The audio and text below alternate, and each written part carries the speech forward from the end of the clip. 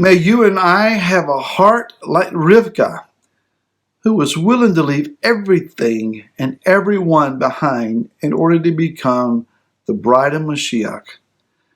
Hi, this is Barry Phillips with 10-Minute Torah, day number 4, a Torah portion, Chayei. We're in Bereshit, or Genesis chapter 24 today, and we read concerning the instructions that Abraham gave his eldest servant. We suppose this is Elazar. We're not told in that he's not named in the storyline, but we assume as much.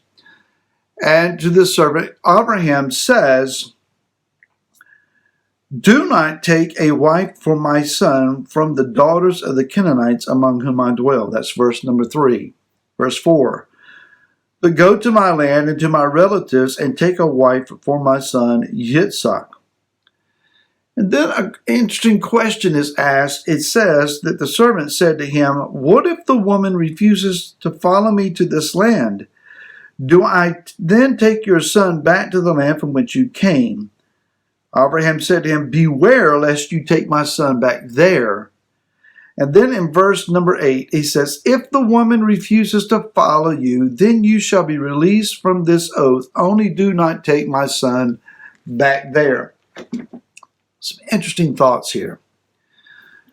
A question might be, why is it permissible for this servant to take a wife for Yitzhak, a type of the Mashiach, from one pagan culture, but not from another?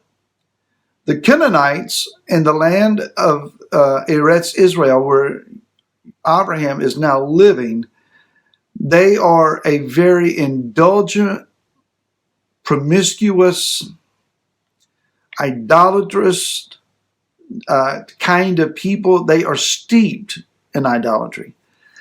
Well, Babylon is known for the same kind of thing. Yet Abraham says, among the Canaanites, there must not be found a bride for my son, but go back to Ur, to the land of Babylon from which I came, and take a wife from among them.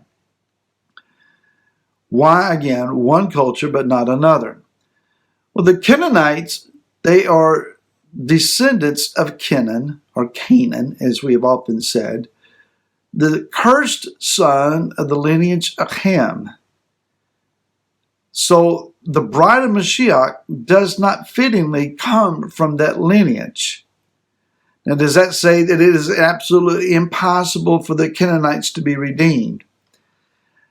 Whether they are or not at this point, we're not told. After all, the Hittites, the sons of Het, had been very cordial, very appropriate with Abraham. We've just read that they were willing to give any of their land to this man of Elohim as a burial place for his wife. But again, what about the whole of these people? When Am Israel came into the land, Yah said, "Do not spare man, woman, or child. Wipe them all out." We're talking about annihilation.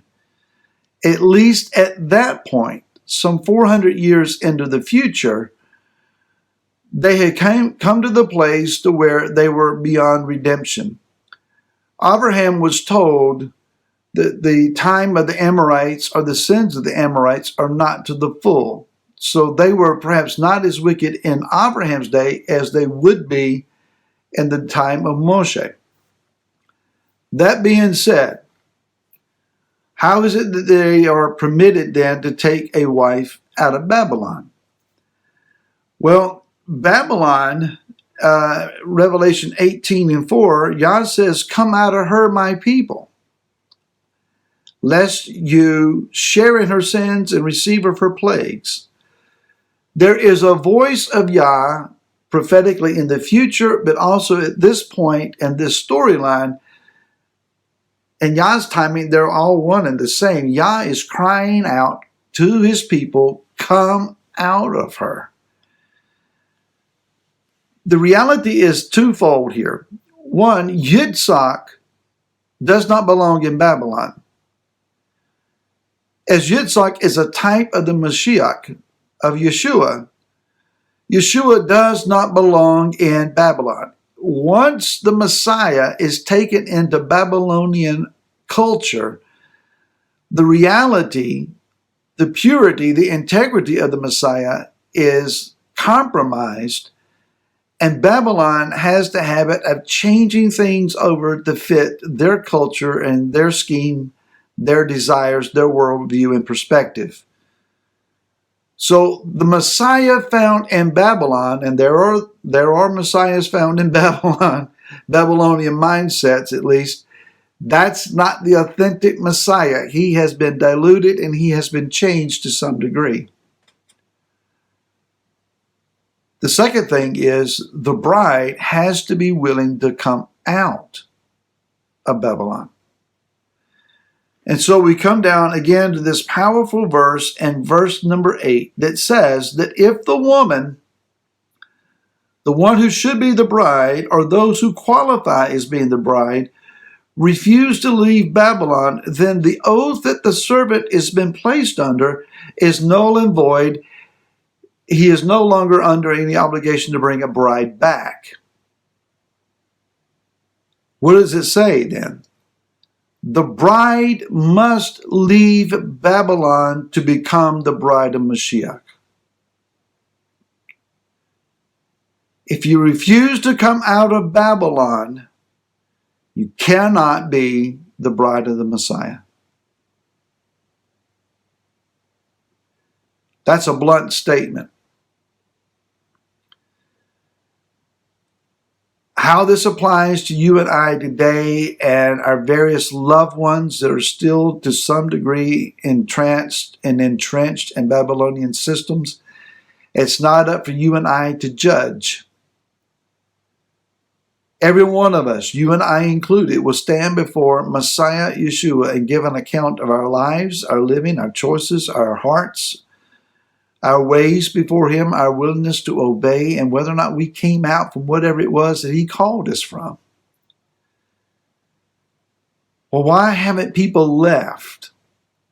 Again, twofold reasoning here. Number one, it could be that they have not heard the call to do so. If a man believes his deception to be truth, and you then try to share genuine truth with them, he will call genuine truth deception, defending his own deception as the truth. It's a very complicated understanding here. But we hold on to what we believe and know to be true until it is proved false. But if I don't have a heart, or you don't have a heart to be open to listen to the debate, to the argument, to the willingness to look to the scripture and let it speak for itself, then we're going to be blinded to whatever is falsehood and hold on to it as verifiable truth. The key: you have to be willing to look to the scriptures and let the scriptures speak for themselves without someone taking out their crayon box and colorizing it for you. This word will speak to you powerfully on its own. The second reason that people have not come out is perhaps that you and I have not approached them in the right methodology. There is a picture here of 10 camels. 10. Anytime you see the number 10, you should understand perhaps this is a reference to Ephraim, kneeling in humility outside the city of Babylon by a well of water. Consider Yochanan chapter number 4, where Yeshua likewise humbled himself to sit outside the city at a well of water, where there is renewed life found, and it's at evening time, the beginning of the new day, the day of Messiah. If Ephraim would present themselves with humility and humble themselves at a place where living water can be found, and be a servant with the right attitude, perhaps then those that are thirsty who come to draw will become delivered, choose to follow the servants of Elohim out, and become the bride of Messiah. We'll finish our thoughts on this Torah portion tomorrow, and until then, shalom.